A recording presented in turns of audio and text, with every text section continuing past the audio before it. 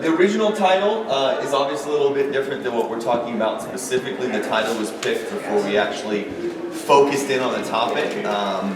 But as we're talking about authenticity in this entire weekend, of how to take off the mask, of how to lead from who we truly are, applying that specifically to youth and student ministry. So we'll go ahead and jump right in. Tana, you can introduce yourself first. All right, my name is Tana, and I'm from Bailey, Colorado, which is 45 minutes southwest of Denver. This summer, I'll be on year 5 of running the youth department at my church. I started as a volunteer, switched to volunteer staff, which still means you don't get paid, you just have to go to all the meetings, and then finally worked myself to I'm full-time with youth and media. So yeah, we just have a small mountain town. It's very rural, and we got a lot of homeschoolers and a lot of just, I think they would be similar to your Cheyenne youth. They're very much, we love trucks, we love our vehicles, we like going four-wheeling and all that kind of stuff, so I have a feeling it would be a little bit relatable to Cheyenne youth, but it's definitely different from. Yeah, for sure. So I work for Arise Church Denver. We're in Denver proper, kind of northeast corner out towards kind of the Denver airport. I've been on staff there for coming up on 6 years. I've been in youth ministry in some capacity basically since I was out of youth ministry. And even before then, working with elementary students as a high school camp counselor. I'm on staff as our associate pastor. So started part-time in just student ministry, and then came on full-time, and since then have done a little bit of everything, whether that's communications, which I still do, adult ministries, helped lead worship for a while. Now I kind of manage our operations, so kind of more the behind-the-scenes work, finances, facility, all that fun stuff that makes ministry happen, but still get to do youth ministry. Our youth ministry is called Turbulence Student Ministry. Our church meets in an old airplane hangar as part of the original airport.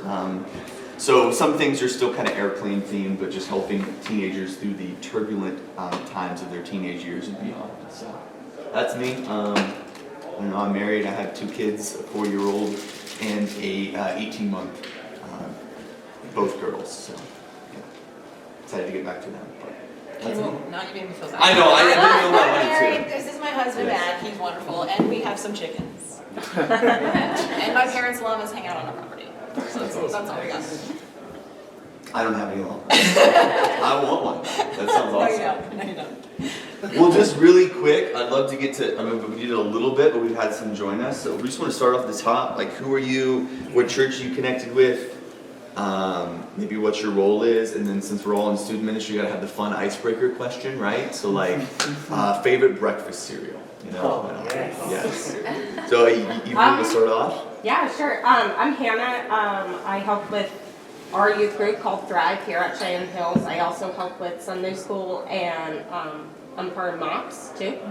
So, breakfast cereal, I don't eat cereal, so I don't really have one. That's fine. My name's Aaron Powell, part of the Grace Hills Community Church in Hills, Colorado. We launched student ministry in September last year, so I run that. It's been a lot of fun so far. What else you need about it? Cinnamon Toast Crunch. Favorite cereal. Great answer. Sugary, but yeah, it's delicious. I'm Thomas Throgmorton. I am affiliated with, I'm a pastor at Meadowbrook Church here in town. So I do youth and then music and media. Favorite breakfast cereal? Captain Crunch.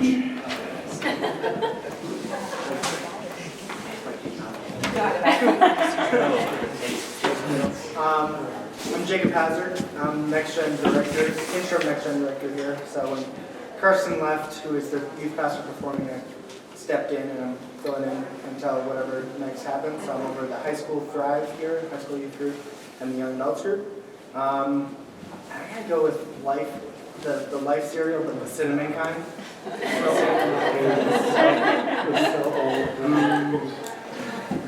name's Aaron. I help with the tech here and also with the youth director too for a few years. I like it a lot.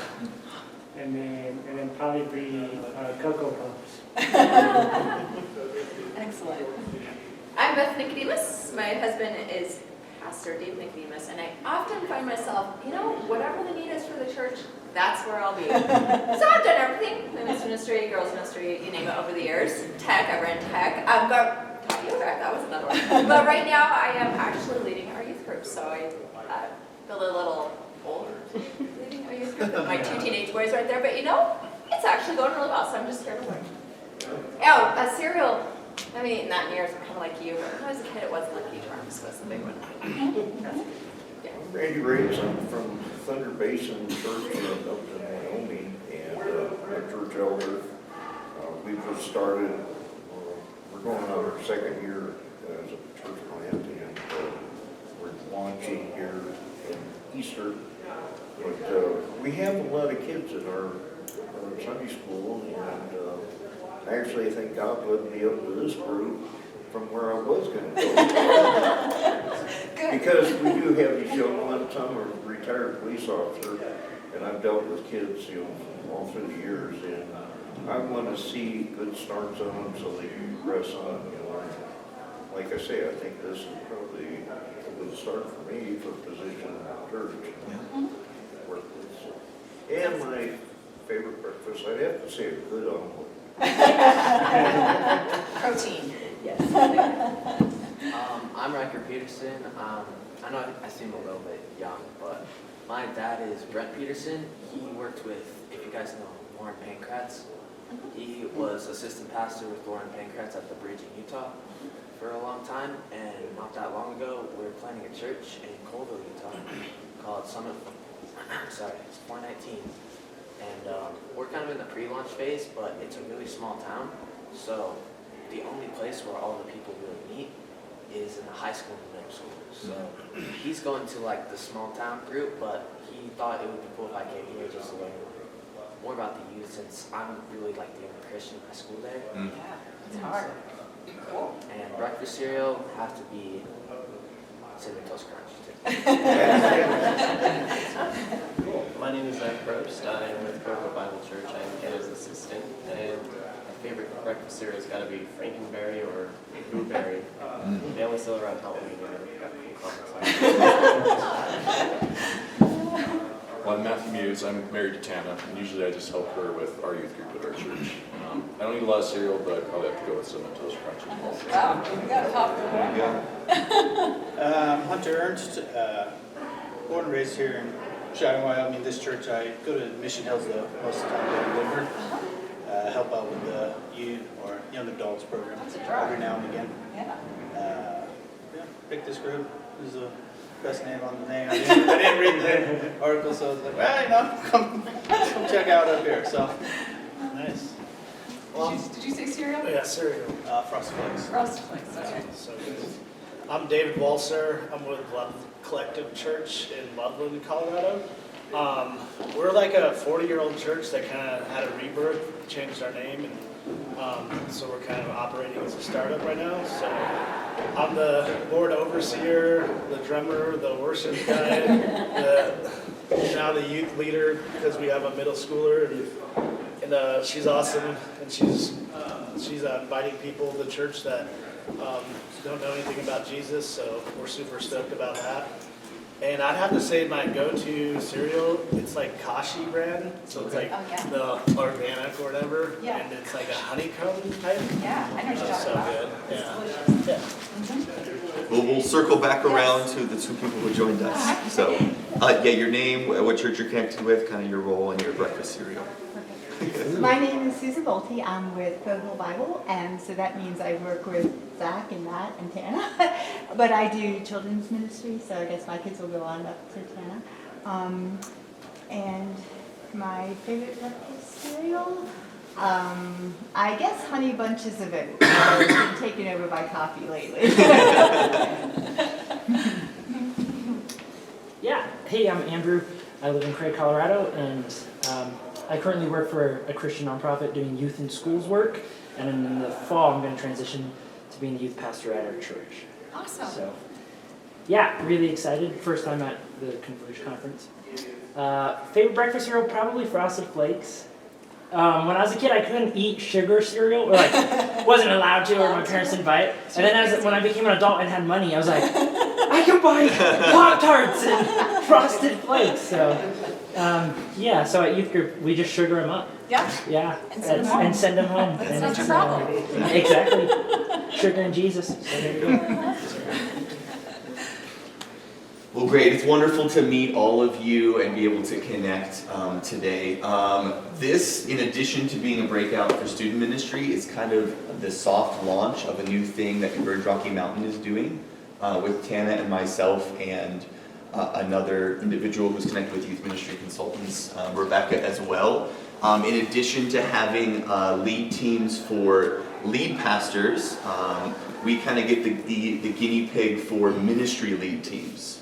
So we're starting a Converge Rocky Mountain strategic lead team. So trying to bring people in youth ministry in Converge Rocky Mountain together, have opportunities to connect, to support one another, help one another, maybe resource one another.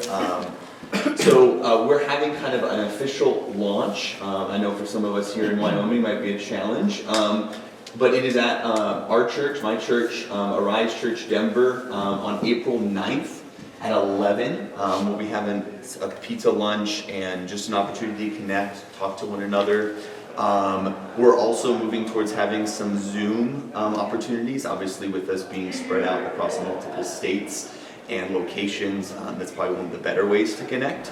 But you'll be getting more information about this. We'll make sure that it gets distilled to your churches and to all of you. But would love to have you join us and be a part of that. Speaking as someone who's been in youth ministry, it is just so wonderful to connect with people that just have a shorthand, that understand what you're going through, that say, hey, my student's struggling with this. And you're like, oh yeah, I totally get what you're going through. Or, hey, I'm struggling to have people showing up. There's competition, there's sports, there's sporting events. Or, hey, my kids only want to play games, and when they get in the small group, they're just crazy. It's like, yeah, I know.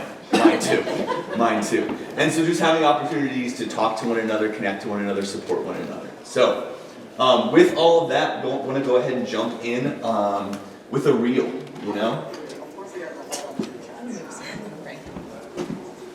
I'm a youth leader. Of course one of my 6th graders has a boyfriend before I do. We're the sec team. Of course when something goes wrong, everyone looks back at us first. I already use social media. Of course no one ever comments on the Instagram post. Please comment, please. I'm a youth pastor. Of course I pour my whole life into this ministry and into these students and stay up late hours and work long days, and they actually never really listen to anything we say, but God's our only hope. But that is real. I'm a youth pastor. Of course I'm only 24, but kids think I'm old. I'm a youth student. Of course I'm going to be at CY nights on Friday. So one of my adult volunteers sent this to me and just was like, hey, isn't this so true? Because I think as people who are in student ministry, youth ministry, it's just we dedicate so much time and preparation and hours and energy into prepping the things we prep, into spending time with our students, into pouring into our adult volunteers. And like Trevor, that pastor, said so well, it's like, I do all that and does it even make a difference? As someone who's been in ministry now officially for 8 years on church staffs, it is something that you go through. It's something that I went through pretty strongly at the tail end of last year into the first part of this year. It's just is anything I'm doing actually making a difference? Are the lives of my students being impacted? Are my adult volunteers just there because they just show up, and are they being engaged with? Are they being encouraged? Are they being supported? Are the students that are going out of our ministries actually going to hold on to the faith that they have? And if you look at the numbers of students that lose their faith or fall away from the church in college or out of high school, it's dismal. It's dismal. It's heartbreaking. And so is anything we're doing actually making a difference? And if you don't take anything out of this breakout other than this, hear this. Yes. Yes. I love student and youth ministry. It is, I believe, and I'm sure everybody says this in their breakout, they're going to say it's the hardest thing to do, but I truly believe it is the hardest. That there's this image of student and youth ministry that's just all fun and games and donuts and dodgeball. But we are dealing with some of the hardest times in the lives of people. Some of the times where these students are forming their identity. That we get the opportunity to speak into their lives when maybe it is the most important. Not only for their lives right now, but for the rest of their lives. And so if you are broken down, if you're hopeless, hear these words that God is with you, that God is using you to transform the lives of the next generation and beyond. And He has chosen you to do this. He's picked you especially, that it's not you have to be like somebody else. I hope you don't preach like me. I hope you don't talk like me. I hope you don't look like me. I hope you don't wear skinny jeans. I hope you wear boots and boot-cut jeans. Because God has specifically identified you to use you in your ministry. And so our whole big idea of this entire thing is that authenticity is the key to discipleship. That God wants you to lead like you. That God wants you to love like you. That God wants you to invest like you. And if you do that, then your students, your leaders, and your church is going to be discipled. They're going to follow Jesus. They're going to look more like Jesus. I love the words of Paul. He says, follow my example as I follow the example of Christ. And so that's where we're going to lead us. How do we actually lead authentically? What does it look like? What steps can we take to remove the mask, to not feel like we have to do things a certain way because the youth ministry down the road is doing them? But how can we lead as God has called us to lead? And Tana's going to introduce our first point. I'll switch. Before I say that, I want to say to you and to you, age doesn't matter. If God has called you, age doesn't matter. You can feel too young, you can feel too old. I'm 41, and I still play games and I plan on doing this for the next 10 to 20 years. These kids don't care. They want you to love them. They want you to see them. They want you to care about them. And I have leaders that are in their 60s, reaching 70, and there are kids that they connect with that don't connect with anybody else. So please don't ever think about age as even being a factor, because it's not. Okay. I had to write mine down. I can't remember anything. If you give me a point like that, I can talk. But otherwise, I stand up here and I'm like, what did I say? What did I say? What was I going to say? So I wrote it down. All right, so authenticity starts with you. Creating an authentic youth ministry that fosters faith in everyday life starts with you as the leader being authentic. You're not called to lead, minister, program, etc. like everyone else, because you're not everyone else. God has uniquely gifted you to lead youth ministry like you. So, don't be afraid of your weaknesses.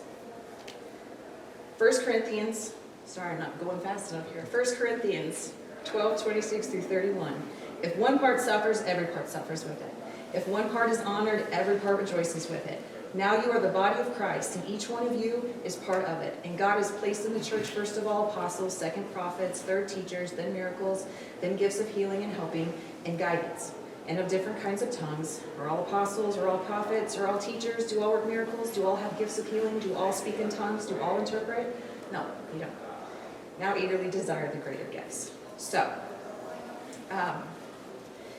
I was in year 2 of leading the youth group, and we took the youth camping over in South Park. Yes, the South Park that the show is named after. The 2 other adults on the trip. I'm not saying you should watch it. I'm just saying, yes, it's not South Park. The 2 other adults on the trip were the head of the elder board with 20 years of youth ministry experience, and our new pastor, which is not our current pastor, who had 10 years of youth ministry experience. I was already struggling with confidence, and being on that trip with them didn't help. On night 2, I heard a bear trying to break into my cargo trailer. I'd locked the food in there, and the bear was trying his best to break in. I popped up, grabbed my headlamp, and headed out to rescue my trailer, but immediately saw Cameron, one of our high school guys, walking towards me. He was pale and looked like he was in shock. Apparently the bear knocked him around in his hammock, and while he was searching through Cameron's bag for food, he felt the bear bumping up against him and the bear's breath. So he was pretty freaked out. I rehomed him, and I also rehomed another youth that was sleeping in a hammock who decided it wasn't fun anymore. I walked around camp for 20 minutes and finally went back to my tent. I had just fallen asleep, and the bear came back to the site right next door and destroyed a cooler. That was it. I was up for the night. I knew I couldn't go back to sleep because even though I told the youth to not keep food in their tents, they're youth. So someone didn't listen to me, and I couldn't handle the thought of the bear ripping open a tent or a youth for a bag of Cheetos. So I sat up that night. At one point, I shone my headlamp and I saw eyes watching me. So I got my FJ, rolled the windows down, and I sat there for the rest of the night because the picnic table just felt too exposed. But as I sat there in the dark, watching those tents in the moonlight, I realized something. I was not the most experienced or knowledgeable one on that trip. I had a lot to learn, but I was the one sitting up all night. I was the one willing to literally fight a bear for those youth. The pastor and the elders slept through the night peacefully, but I felt that that bear was used by God to show me that I was what those youth needed, weaknesses and all. So, don't be afraid of your weaknesses. If God has called you to this role, He knows better than you, so trust Him. Gen Z and Alpha are concerned with global issues, mental health, and the environment. And yes, they do love their technology. Gen Z loves TikTok, and Gen Alpha, as of now, loves YouTube. But both generations also highly value authenticity. And from my experience, they're craving community. They want a group of friends to do life with. They want a safe, authentic adult to be adults to be interested in their lives. They want a place to belong, a place to feel safe, and a place to feel loved. Not even tech can compete with that. Switch it back to Yeah, so students need you to show up in their lives. When Tana shared that story with us when we were talking through this breakout, I was like, yeah, our youth ministries are a little different. I'm not fighting off bears on a regular basis. But in the same way, I think all of us need to discover, and have this moment where we just realize, I am here for a purpose. God has called me, whether it's, it was the last thing I expected us to do, whether it's something you just got thrown into, whether it's something you're building, or whether, like me, I was like, I've been invested in student ministry growing up, and I want to give that to the students that, that God gives me. But as much as it is about us leading authentically, I want to give you the relief of the second point, that it's not just up to you. That I hope and pray that God continues to provide for you in your ministries, people to surround you and encourage you and support you, but even more than that, to do ministry together. This is a picture of two of my leaders.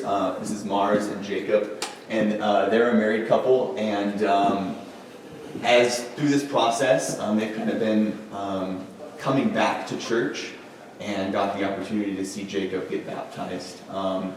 And so to surround yourself with leaders that your students can connect to. There's some kids that I am their person, if you know what that means, right? It's like, okay, we are locked in together, and there's some kids that sometimes I don't even notice that they're at our student ministry because they're like, hey, swear, and then they go to their adult leader, or they go to their friend group, and that is their connection, that is their community. And that I would be doing a disservice to them, actually, if I was the only leader in our student ministry. Now, our ministry has gotten big enough where that would be physically impossible. I could not manage as many students as we have. But even if you had 2 kids, right, you can manage 2 students. Now, maybe not every 2 students in your ministry, but you can manage 2 students. But for them to have a connection point other than you, to say, hey, I want to follow Jesus like this person. I want to follow Jesus like this person. And so I pray that God will continue to provide people in your ministry that your students can connect to. And right, age does not factor into this at all. I love that Jesus even did this. Think about this. Jesus, being a perfect person, and yet he still surrounded himself with other people to do ministry together. These are the names of the 12 apostles, right? Simon, who was called Peter, and his brother Andrew, James, the son of Zebedee, and his brother John, Philip and Bartholomew, Thomas and Matthew the tax collector, James the son of Alphaeus, and Thaddeus and Simon the Zealot and Judas Iscariot who betrayed him. Think about the diversity of people that are in there. There's a zealot, somebody who wanted to overthrow the Roman government, that was going to take up arms and literally go create anarchy. And at the same time, a representative of that Roman government, going to his own people and taking taxes from them. You have fishermen, you have elites, you have even someone who is there that is going to ruin things, right? And yet this is Jesus' group. Jesus, who is perfect, who could connect with everyone, and yet he says, hey, I'm building something bigger than even me. And so yes, it's important that we lead authentically, but it's also so vitally important that we surround ourselves with adults that are also investing in our students. And so yes, you should have multiple people. You should be building up, investing not only in your students, but in the adults around them. Having diversity in men and women, races, ages. Students connect with different people. And I'll tell you what, students can see fakeness like this. Gen Z and Gen Alpha value so much people to be who they really are, because so much in their life is not. It's fake. It's not real. And they see through you if you are being fake like that. So no, you don't have to have all the right words. I like to joke all the time. I'm 32 years old, and so I will try to use their words like in a really dad-focused way to joke, right? But that's part of who I am. I love making dad jokes. That's who I am. But I have somebody else who's, 70 years old, who is invested in our student ministry. I have Mars and Jacob, who are way cooler than I am. They're all tatted up. They're in their early 20s. They're going and just living their lives together. And so the diversity in ages and races and backgrounds, and some of those students connect with them so much more than they connect with me. And it's not only just me or Jesus saying this is true. There was a study done by Barna looking at how do we actually get the faith of students to last beyond high school. And one of the biggest things that they said is if they have at least one, or ideally multiple adults other than their parents investing in them, who they can turn to in difficult situations, who they can go through in matters of faith, then that is a huge vital factor in their faith lasting beyond high school, and actually their success in general. So what it's showing you is saying, okay, so people who used to be in the church, they didn't feel like the church was a place that they could belong. They didn't feel like they really had somebody in their life that encourages them to grow spiritually. They weren't connected to a community of Christians. They didn't have personal friends who were adults from their church. They didn't admire the faith of their parents, and they didn't feel emotionally close to somebody at their church. Versus resilient disciples, people who have held on to their faith, who have continued to follow Jesus. They said, hey, this is a place where I belong. I do feel like there's somebody invested in me. I am connected to this community. I do have a close personal friends who are adults. And this is why it's so important for our student ministry to not be a church inside of a church. To not be like, hey, I love Arise, but my church is Turbulent Student Ministry. No. I want you to connect with people from our church. I want you to be invested in their lives. And this goes for the students, but it also goes for your churches. That you should be the chief person saying, hey, our students matter, our students matter. Anytime we talk about anything as a church, I try to be like, well, what does that mean for our students? It probably gets annoying to the other people on staff, right? But that's integrated into the way we serve, into things we do as a church community, into how we even practically calculate our numbers in groups. We're saying, hey, if our students are a part of our church and they're actively participating in our student ministry, then they count for our group's numbers, right? We're being invested in them. They're being discipled.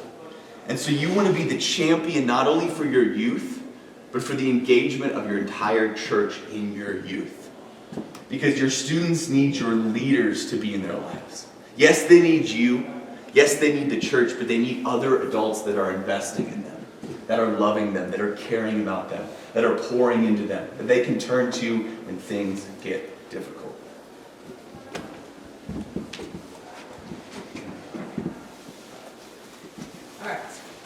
So, we've discussed how important authenticity is to youth, but how do we help create an environment that helps them feel that they can also be authentic with us? matchmaker. So when they show up, I try to ask them a couple questions, and then I connect them with the group that is the closest to them. So for us, we have a lot of homeschoolers. So I always ask, are you homeschooled? Are you public school? Because there can be a difference of which group that they're going to relate to with. I want them all to eventually be friends, but at first to have that connection.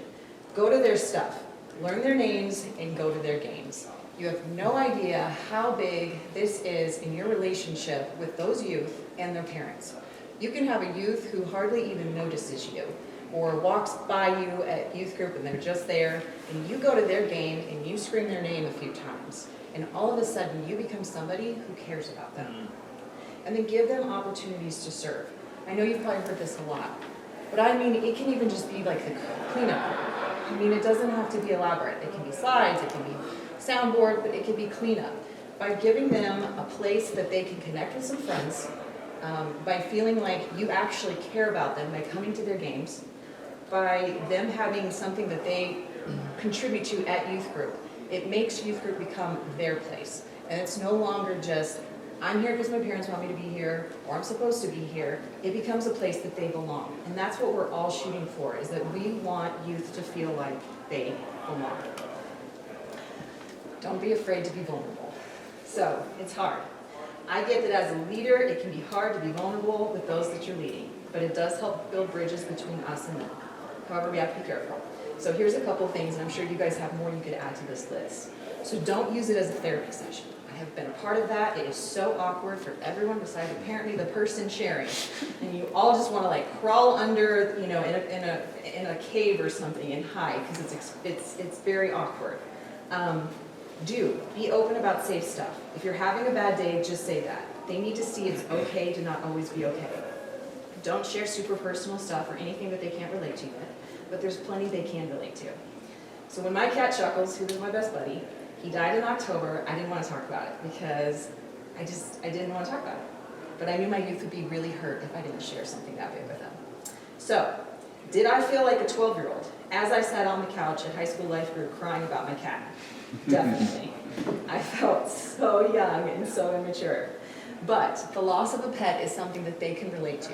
And there were youth that connected with me that hadn't connected before. And as they prayed for me and prayed over me, I mean, it comforted me. It brought me comfort. And so I just appreciated their hearts, with the way they were able to show their love for me. Do apologize when you mess up. You will be cranky one night. And you're going to snap at someone you shouldn't. So don't be afraid to say, I'm sorry. Youth need to see that we see them as brothers and sisters in Christ. They may be baby brothers and sisters, but they're still our brothers and sisters. So long story short, don't be afraid to be you. We all have areas that we need to keep growing, and everyone's area looks different. Just don't let that keep you from being the person God has called you to be right now. 2 Corinthians 12:9. But he said to me, my grace is sufficient for you, for my power is made perfect in weakness. Therefore I will boast all the more gladly about my weaknesses, so that Christ's power may rest on me.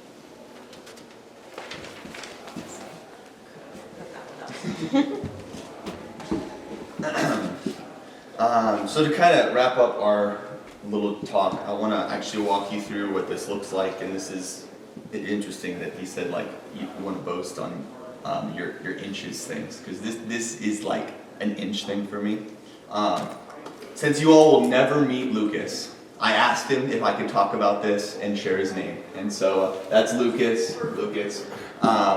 But you all probably never meet him this side of heaven. I'm excited for you to have the opportunity to meet him in heaven.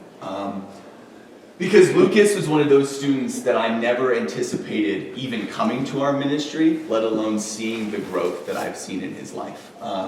This is Gavin there next to him. We'll get there, but this is on the day that they were baptized. And I might cry because it's just awesome to see transformed lives. And if I do, I'm not apologizing for it. So, because people always say, I'm sorry. I hate that. No, don't be sorry. If you get emotional, that's a good thing. Just an aside. Obviously something I'm passionate about. But so Gavin has been going to our ministry since he was in 6th grade. So our ministry goes 6th to 12th grade. And it was his 8th grade year, and he shows up one night with his friend Lucas. And they had attended, a couple slides back, you saw our paint war. We've done a summer paint war. Our church is gracious enough to let us do it in the backyard of our building. And then we have to clean that up and mow and do all the stuff, but it's awesome. And it is something that our youth look forward to every year, even though it is a struggle sometimes. And so they had showed up for our paintball, which is just a fun activity we have for students to invite their friends to, and just have that kind of ice-breaking, that opportunity for them to get even their friends to invite in the door, and then it's an opportunity to kind of foster our ministry. And so they had shown up to that, and honestly, I met Lucas by name, and I was like, you ever had this experience, let's just be honest, where you're like, you're not going to come back, are you? Yeah. Lucas, at that point, had never set foot in a church building before. I obviously figured out this later, but had gone through a lot in his life, had been in the foster care system because his parents were unable to basically care for him. His adoptive parents, although obviously having this huge impact in their life, there's a lot of difficulty and problems and issues there. And was not someone who we'd say, hey, it was pretty obvious he had not been in a church, was using language, was acting in a way that we all have those difficulties and issues, right? And I was like, okay, well, I'm glad he was here for this. Hopefully he knows the church is a place that, loves him, that is open for him, but I don't anticipate him coming back. Next week, he's there. Not only that, he's there before Gavin shows up. And so we sit and we have a conversation, like, tell me a little bit more about yourself. We're doing a message on that point talking about, we're actually going through a series on apologetics at the time. And it was a message talking about, okay, how does Christianity compare to other world religions? And so we listened to this message. I'm currently leading the middle school boys small group. And he says, hey, I really struggled with your message because I believe in the Greek gods. Like, this is my belief system. Like, I believe that all the Greeks were correct, that all gods are real. I pray to them, I worship them. And I was like, okay, let's talk about that. Let's unpack that. And yet Lucas just kept showing up. He kept showing up. He saw that this was a place that cared about him enough for him to feel welcome enough to continue showing up. We were at a summer camp about a year and a half later, and we were talking, and we were talking about making that step into salvation. The whole message that night had been about, we need to set aside our beliefs and really hold on to what God has for us.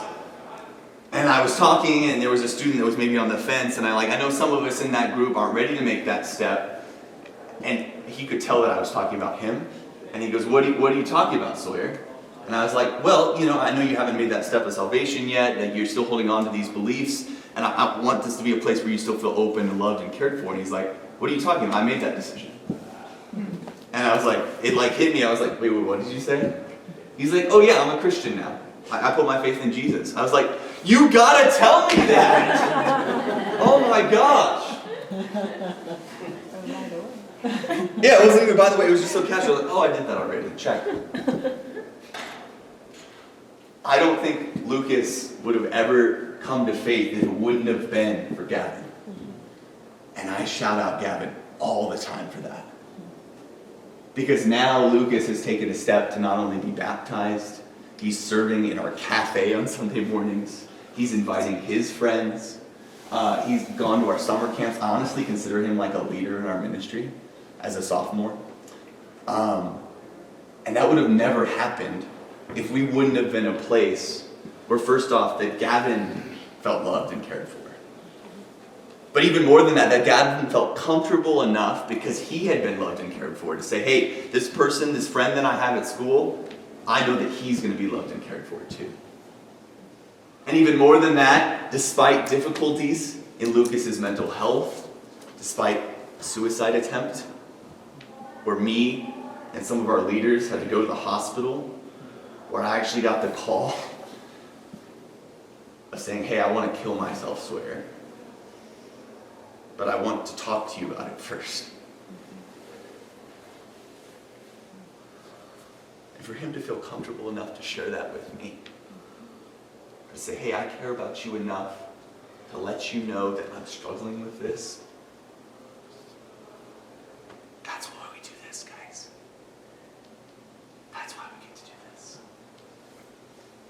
Not only see lives transformed and make heaven more crowded, but so that students feel comfortable enough to share the actual stuff that's going on in their lives.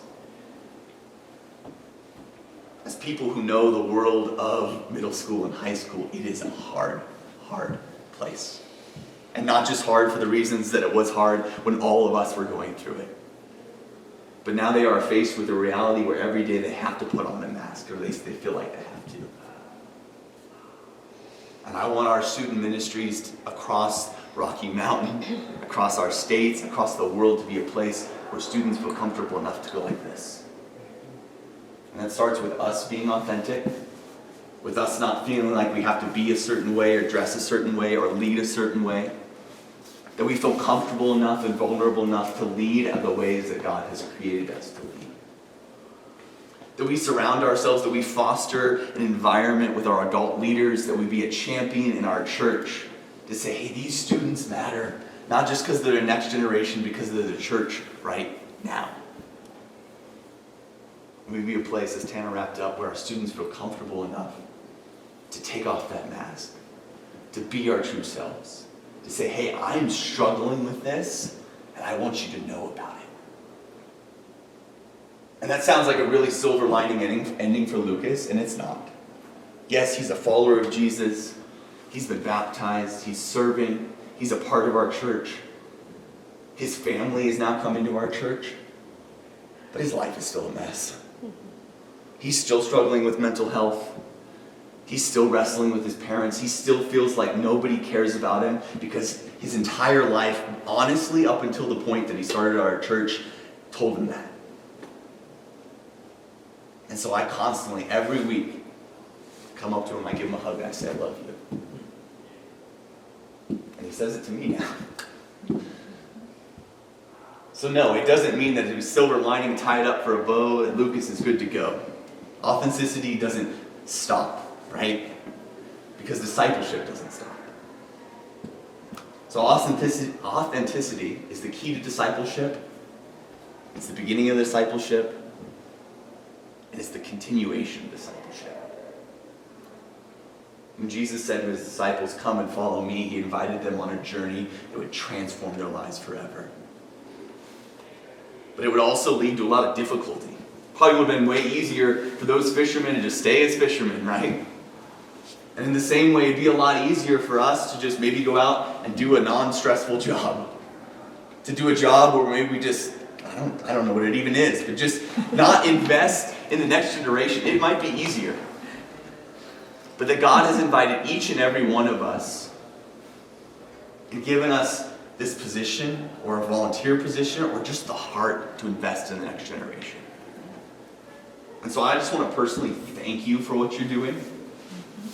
That God sees what you're doing. Even if you're a student going out and being the lone Christian in your high school, man. I'm assuming high school. No, I'm middle school. Middle school? Okay, anybody else? Just as an aside, middle schoolers are getting bigger, yes? Yes. When I was in middle school, I was scrawny. I looked like I was like 5.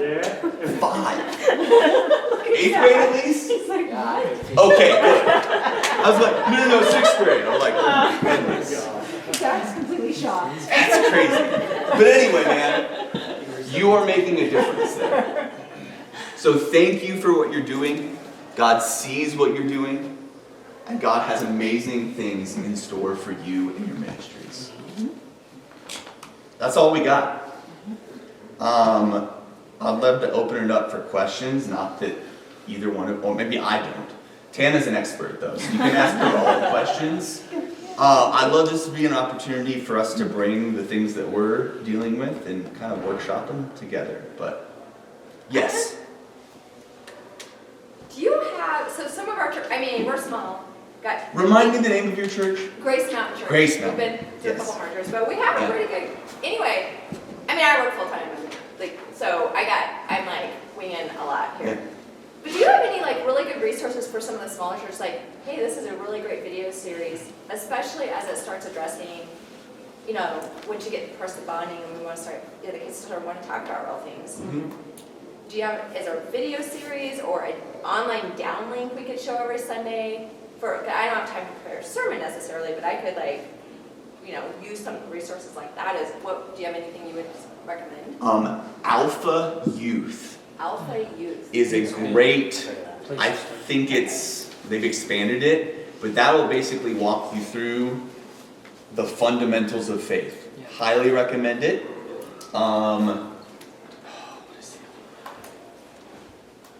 I believe it is Student Ministry Resources. Yeah. They have a bunch of free series and video content on there. And then if you sign up for Life Church Resources, there is tons of student ministry content on there as well. Cool. Thank you. Do any of you guys use YouVersion? The Bible app? Or there's that, but then there's this, our church does another like resource. I can't think of the name. If I think of it, I'll let you know. Yeah. Bible Project is also very good. I was gonna say, so we use the Bible Project, and then we've been looking at we've been using, it's Ministry to Youth, I think. It's really cheap, because super poor church. We're doing better now. But when I started 5 years ago, we didn't have, it was a spending freeze. There was no budget. So I had to pay out of my pocket. So there is one that we've been using it, and it's really good because it goes through like books of the Bible and gives you tons of questions. So you don't really have to do a lot of prep work.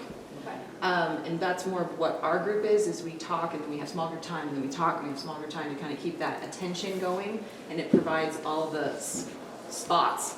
But you want to go with the Bible study ones instead of the curriculum ones. What was it called again? It's Ministry to Youth, and it's like $100 for a year subscription, and you can pick whatever you want every single month.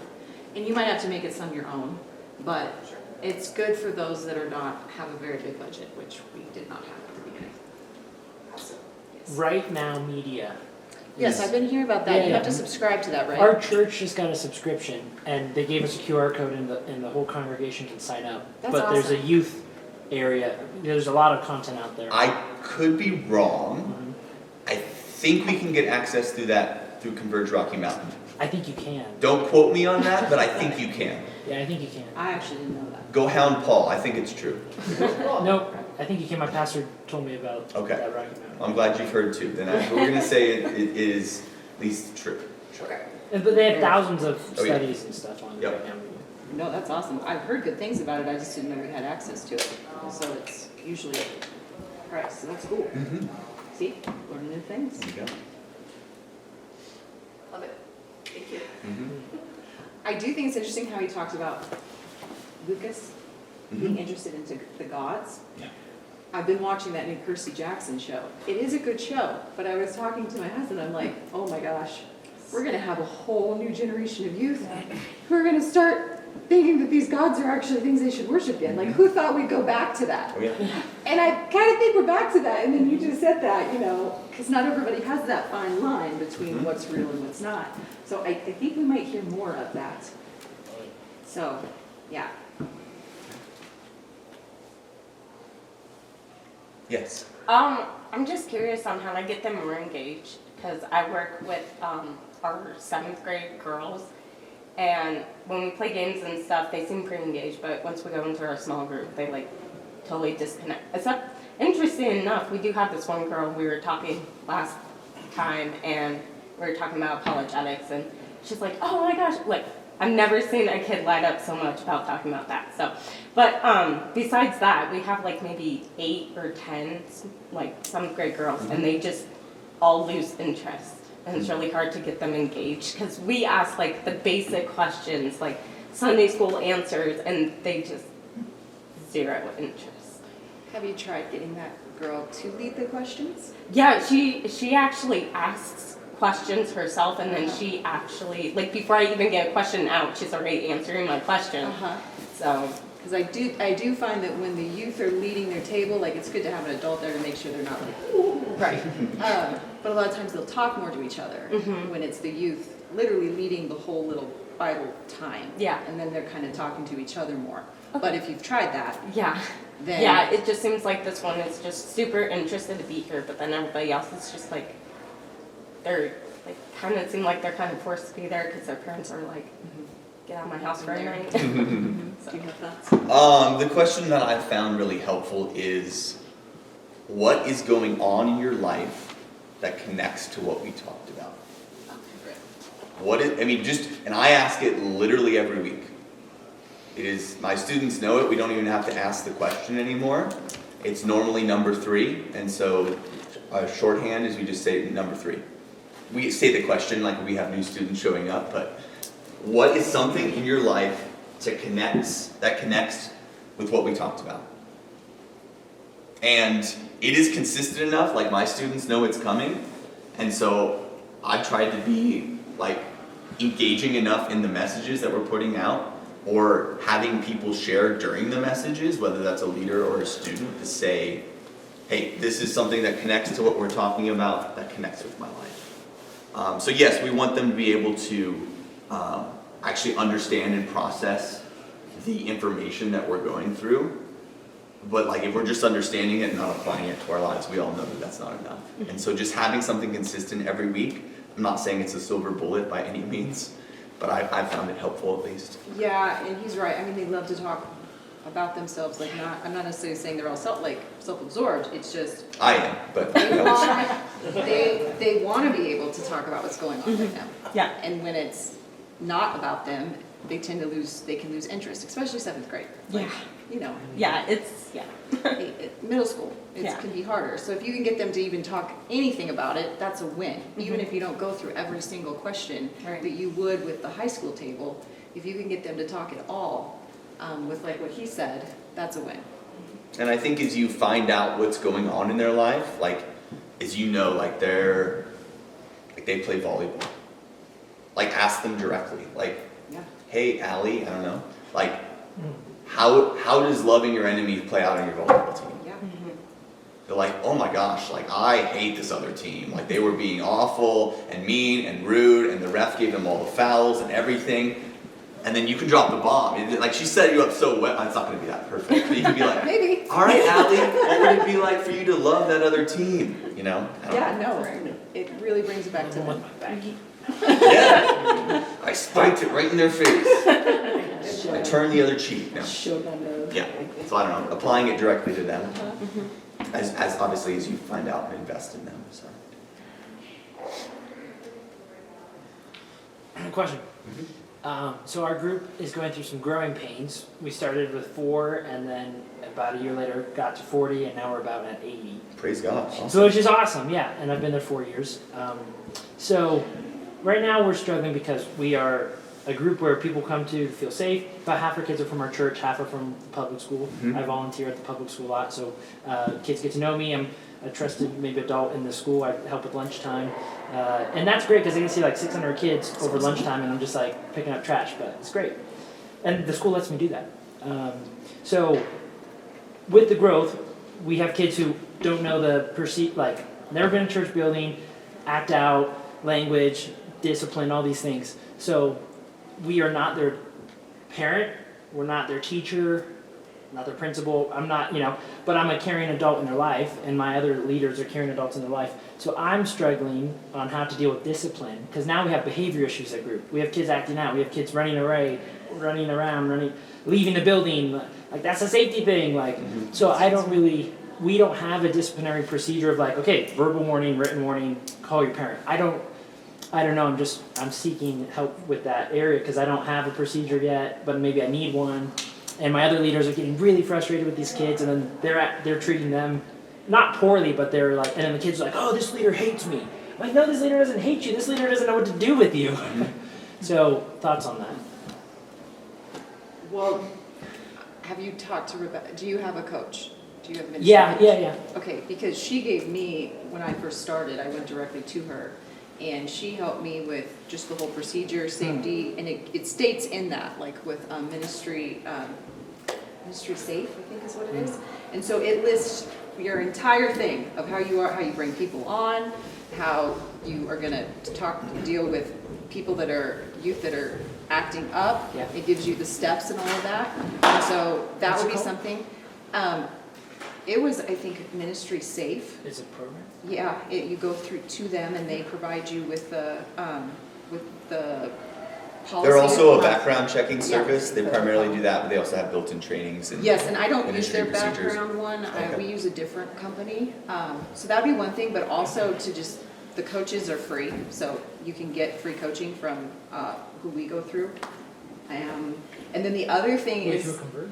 we go through. Yes. I mean, it is through Converge, but specifically youth ministry consultants. Yes. So this is just so you can have it if you want it. Yeah, thanks. And then the other thing that has helped me with time is there's been a culture with the other youth. So I have a lot of other youth that will speak in to kids disrupting by saying, hey, we don't do that here.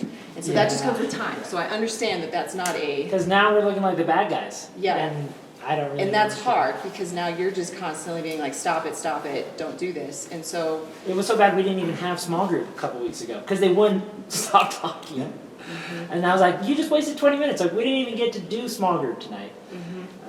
And that does happen, absolutely. Yeah. I believe you said you're taking over this ministry coming. Yeah. I think that is I don't know when the timeline of that is. I don't know if it's In the soon. fall. In the fall, so not crazy far away, but maybe work to you do. But I would say like, it sounds silly, but like make your first series about that. Like this is who we are and this is who we're gonna be. And so I think you kind of answered part of your own question, saying, I think it seems like it's kind of outside of ministry, but have an expected behavior list, and if people don't follow it, have a guide to get people back on behavior. It's not obviously the fun thing to do in student ministry at all, but it's going to set you up for success. And it is a constant thing, like it's a reminder thing. It's as new people as part of your ministry. And it's just kind of reality that we have to set the foundation and set the table well so we can do ministry. And good leaders and good youth will get tired of going if it's constantly that way. Right. And so as much as we like numbers aren't worth it when it's disrupting the entire thing. So you might have to start talking to those kids, talking to their parents. It's no fun. But when you start doing it, then there becomes this expectation of people knowing how they have to behave if they want to come and if they want their kids to come. But it's no fun. I would also say, is that 80 with middle school and high school? Yeah. Same night? Same night, 6 o'clock to 7:30 middle school, 7:30 to 9 high So school. they are divided. It is divided. Yeah. That was going to be my other recommendation, is it does get to kind of a critical mass, which 3 is like years kind of where ago- we're right at, just about to split. But Yeah, 3 years ago we were together. Once we got past 30, approaching 40, I was like, nope, we're splitting. yeah, So, yeah, thanks you guys. yeah, absolutely. It's good problems to have. I'm not Right. complaining because some groups, people are like, 80 kids, that's awesome. Like, it is awesome, but It is a whole new thing. I was used to 20 for a couple of years. So. And for those that have like 5 or 6, my youth that were back there with me, they talk about all the time how they miss it. Oh I yeah, miss like it. those were the Do you good old remember days. Yeah. the 8 of Before we got all us? big. Do you remember how much fun we have? So I say that to those of you who Inside have jokes. those smaller groups. Like they get more of your time, they get more of your attention, and they actually miss it when it gets bigger. If it, not everyone's going to get bigger just based upon your locations. But when they do grow, you get those ones that are like, oh, we just miss it. So enjoy that season. Don't feel like you gotta get a bunch of people. Now it just happens, then it happens, and you gotta figure that out. Yeah. I have to preface this by my oldest kids are 5th grade. But one thing that I have found with my biggest challenges is that I give them jobs and I make them responsible. And that just seems to work because that old thing that,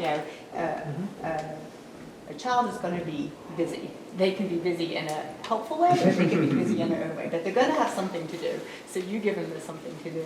And so I have kind of targeted the kids that really are the most disruptive, and they are the ones that can help lead the other ones. Can you get up and point to the poster while I'm They reading can it? influence Can in you good or turn bad on ways. the TV? Yeah. Can you talk to your friends and get them to come over here now? So I just try to keep them as busy and empower them as much, because then if they're doing good empowerment things, they're not disrupting everybody else. Like they said, they're going to be busy either way. They're So gonna be busy, right. make them busy. And I think some of the things are just to be annoying and just to get attention. Like, we're reading our memory verse of the month, so I always have one kid that is always reading 8 words ahead just to mess everybody up. It's like the Pledge of Allegiance when they're like, I pledge allegiance to the flag. I'm like, that annoys me so bad. So now I don't read it, he does, and they can go at whatever speed he does. Problem solved. Just kind of engage them in a helpful way instead of always trying to fight them. redirect them, and I was reading something lately that redirecting, which I usually do, is really not a good thing because you are throwing away your authority. Sometimes you can redirect, but sometimes you need to be direct and say, this is not how we do it here. You know, out of love for everyone else, this is how we're going to do it. Join us or go sit over there. Thanks. Sure. Thanks. Yeah, I just want to touch on that. We had a similar problem at my youth group in Centerville, Utah, at the bridge. And what we did was, so we had like this group of kids, kind of like the ones I would say that they missed it when they were small and stuff. And these kids like already like they're like the kind of kids who've been baptized, love Jesus, know the Bible, memorize verses, things like that. And what my youth pastor did was he made a kids leadership team. And so these kids would show up at 5:30. Youth group starts at 6:30. They set up, they put out snacks for the other kids, and instead of trying to get that attention that they want, they're getting that attention by, oh, I'm helping out, instead of having to do the opposite for attention. That's great. Yeah. No, that's a great example. Definitely. Youth leadership team. With what he was saying, like if a kid is being disruptive, it's usually because they want attention. They don't care if it's negative or positive. And a lot of these jobs give them positive attention, which makes it so they don't feel like they need to lash out. Right. But I feel like if it gets to the point we have to correct them, at the end when things quiet down, make time to connect with them, to ask why they needed to do that. What's behind that, where their mind was at. Try to understand them, because it'll make them feel seen. It'll give them the attention they wanted initially, and it'll allow you to work things out smoother for the next time. Create positive growth. Right. Absolutely. Agreed. I was kind of one of those kids. Now it comes out. I've grown up in the church since I was a kid. I was born in California and we moved to Utah to be a part of the bridge. And I grew up with, I grew up with he's still my best friend to this day. His name's Asher Pankratz, Lauren Pankratz's son. And every time we would be those two little kids, and we would run around, we'd take our shoes off barefoot, sliding into random people. We were those kids, and we got old enough into youth, and by that time we were a whole friend group of these kids who just messed around. And my youth pastor, we were all messing around during worship, and we were making fart noises, and we thought we were so funny. And he, instead of pulling us all aside or pulling a few of us aside, I wasn't even the worst one. I tried to say, okay guys, quiet down, quiet down. Sure. No, I'm being serious. And he just pulls me aside, and I'm over here thinking, this is the stupidest thing ever. I was the one doing the least of it. Why aren't these kids getting pulled aside? And he takes me to his office. He said, you're a leader. They're following what you're doing, and they're not just doing what you're doing, they're doing that times 10. And he looks at me and says, I can't control these kids. You can. Yes. Good. And so that's kind of when it sounds bad. I'm young, but I still have an influence. Yeah. Absolutely. That's what's helped me the most. I'm not the most intimidating person in the world, all 5'3" of me. And having some of the older youth that develop friendships, we've gone deep with each other, we have history, we have time, now they stand up for me. So when something's going crazy, they'll be like, guys, they'll tell them, stop. Coming from a youth is totally different than coming from a parent. And then you get this whole culture in your youth group that people are like, oh, we don't want to do this because not only do we not want to necessarily get Tana upset, but we don't want that whole table of high school guys or high school girls to be like, shut up, because that's intimidating to them. And so then it's like this culture that's been developed where they actually kind of take care of me, but I had to develop those friendships, those relationships, the coffees, the showing up for them, the suicide calls, those kinds of things is what you have to do first to earn the right, and then they will stand up for you and be there for you and be a part of your team.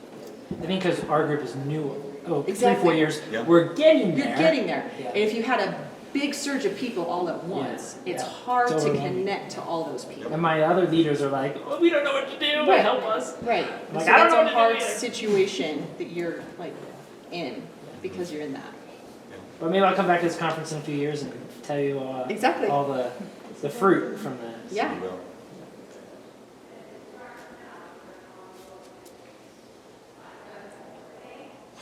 What does this go to? We got a few more minutes. I Okay. think it's supposed to be done at noonish, but I don't know. No, It's just, fine. oh, no, we're good. I just Yeah. want to make sure. Anyone else? That's totally fine too. It's cool to hear about other groups. Yeah. I know I probably don't have as much experience as all of you guys, but Still can't What believe 8th experience grade. being in I there? think he's lying. He's gotta be lying. Yeah, I don't- Too yeah. much wisdom for 8th grade. Too much. What would you say is the number one challenge across the board, high school youth today? You could narrow it down to one challenge. So social media. I haven't had problem with cell phones. I don't know why. I feel like the boomers I'm around and the Gen Xers struggle, maybe millennials, are more on their phones than my group. They seem less interested because they have them all the time. Like, it's not that interesting anymore to them. But for me, there's a lot of struggle with identity. There's just no, I mean, I have a whole, like 80% of my youth group's homeschooled. So you can say like, well, you gotta raise them and this and this and that. No, they still are struggling with those questions. They're still struggling with working through all that. And it is a constant walk. And I do encourage you to make sure you don't push them away before they even have a chance to come in and get to know us. And so one of our, I have another leader who he has retired, and I said, well, how do you deal with that? He said, oh, I send them all to you. I was like, well, that doesn't help me. So I do. I have a whole table of, and it has been such a cool thing to see where they started, and it doesn't mean it's going to be today or it's going to be tomorrow, but still seeing where they started and how comfortable they have become just talking about Christ, talking about, you know, their identity being in Him. But if I had pushed them away from the beginning and been like, no, we don't want your kind around here. Apparently, someone said that was said in one of the churches in our community, was, we don't want your kind, recently. And I'm like, oh my gosh, we can't say that. Like, we need to be the place that everybody's broken can come to. And so it's hard because I don't have all the answers. I didn't go to seminary. I don't have a degree. But I love these kids so much. You show and up. so I show up for them. And I go and talk to them. And it's just, it's heartbreaking, but it's also encouraging because they are not a lost cause. I have seen the changes of just being there, loving them, and them all of a sudden like embracing who Christ is. And it's been a really neat experience. So that for me is the hardest, is just no matter where you are, what group you're in, there still just seems to be that struggle.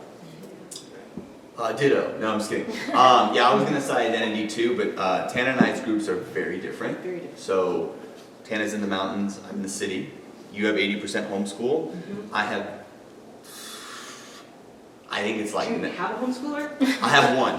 Okay, one. Yeah, but like 95%, 96%. I mean, I got one homeschool, one goes to a Christian school, and all the rest are public school. And so from that perspective, our ministries are pretty different, but it is the identity issue. It's identity, but it's also like, am I even valuable? True. But also like, they are constantly getting messages of the world saying, this is who you are, this is who you should be, this is how you should identify. That connects to everything from sexuality and gender, but just to like self-confidence. Definitely. That's very Interestingly enough, we're starting a new series after spring break called Identity Theft, which is basically like saying, okay, this is what the world tells you are, this is what you believe, this is what God says. So like, from worthless to worthy is one of the messages. From limited to limitless. To Send me the PDF. I can send it out. I mean, I'm writing it, so we'll see if it's great. But skills and jump on that. right? yeah, I mean, I was doing curriculum for a while, and then I was like, well, I just want to write my own stuff, so that's what I do now. But yeah, so I think that is just the core. And you think about just being a teenager, that's kind of the work of what you're doing is honing your identity. Who are you? And that's kind of the work of life. I mean, I don't have my identity totally dialed in and figured out, but I mean, obviously more than hopefully my students. Thank you, appreciate that. He's yes. not wrong. No, I agree. Or a worship leader. You could believe that. You know, it's ironic that You said that. You said that you were worship. Yeah, but our worship pastor now, but we both are blonde with mustaches. And, They do look like they could be brothers. we get that all the time. Like, you guys gotta be twins. I'm like, no. So I just accept that I do a great job at worship, and hopefully he hears good stuff about me too. But no, I think it is really the core issue of not only high schoolers but middle schoolers, and honestly our lives. So. Yeah. It's hard. It's hard being a kid these days. I know it was hard for us. Yeah. But man, 10 times there's harder. just so much stuff. So much So garbage. much stuff. You watch TV and you're like, oh my gosh, what is this? I mean, it's just crazy. So it's just a hard season. Seems like their childhoods are getting shorter and shorter. Like they were almost growing up quicker. So that's what they say, And especially bigger. about Gen Alpha, is because of COVID. Yeah. They, even though Gen Z grew up fast, and then Gen Alpha's growing up even faster. And so it's like, how do you even deal with that? How can we keep having these kids growing up? I mean, you look like a high school student, so apparently it's just across the board. But it's an interesting dynamic. I think we've lost childhood, but adulthood is further away. Ooh, Yes. that's interesting. I didn't come up with it, so That's don't good. ooh me. But no, that is the reality. Is like now we're in this weird They give middle. you a pat on the Thank back. you. Because they don't grow up. I mean, they do, but They don't. They do, but they don't. They do, It's but a they weird don't. limbo thing. Granted, I still feel like I'm growing up, Taxes, so oh. I can only say so much, but they definitely, I mean, you know, when they're, it's just harder for them to launch. And I have a lot that don't want to go to college because they don't want loans. So now we're in this struggle of, but then what? So we send them all to Camp Lodging for at least 1 year, and then after that, you went there? no, yeah. He lives there. His wife, he works there and also works with us. Yep. And his wife writes curriculum for there. I had a student share a testimony at church last week. We did a church-wide group, and she said that she gave her life to Christ at camp. Yeah. That's awesome. Yeah. Good Yeah, that was things just happen last there. week. That was weird. Well, we can hang out and talk, but I'd love to pray for us as we pray over you, honestly. So. God, I thank you for these amazing people that are around me. God, the hearts that you've given them, the people that they are, the people that you are making them to be. So God, I pray that you would fill them with your spirit and just give them a holy confidence in who you say they are. That even as we lead our students into their identities, that we will lead more and more into the identity that you have for us. The identity of Christ, God. And so I pray over these churches represented, over these ministries represented, over the thousands of students represented, God. The students that are currently in our ministries, the students coming up into our ministries, in our kids' ministries, and God, the students that are yet to come. God, you have immeasurably more planned than we can ask or even imagine.